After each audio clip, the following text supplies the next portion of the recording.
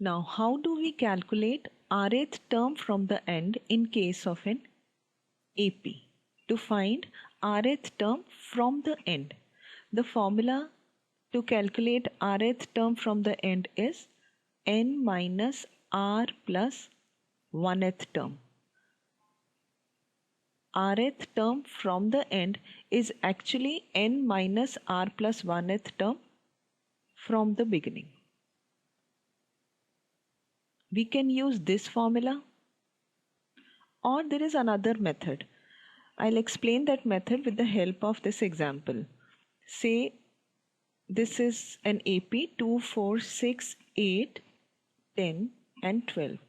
There are 6 terms in this sequence, and suppose we have to find third term from the end, that is this term. So using this formula, third term from the end is actually, we can see this is a very small AP, that third term from the end is actually fourth term from the beginning. We can use this formula also. N is 6 minus 3 plus 1, that is 6 minus 3 is 3 plus 1 is 4. So we can directly use the formula for the nth term. Nth term is a plus n minus 1d. So in place of n, now we will write 4.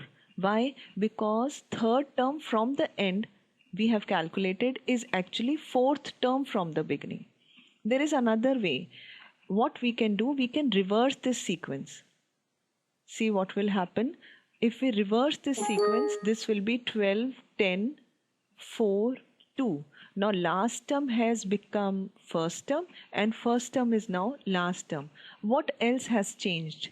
A now is 12, and what about D? D in the actual sequence was 2. But when we have reversed this sequence, now this D is minus 2.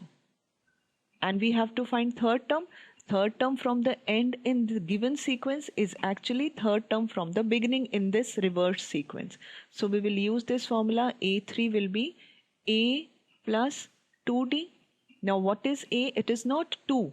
It is 12, which is actually the last term of the given sequence, plus 2 times D is also now minus 2. So 12 minus 4 is equal to 8, which is correct. So either we can use this formula, or we can simply reverse the sequence and can use this method also. I find this easier.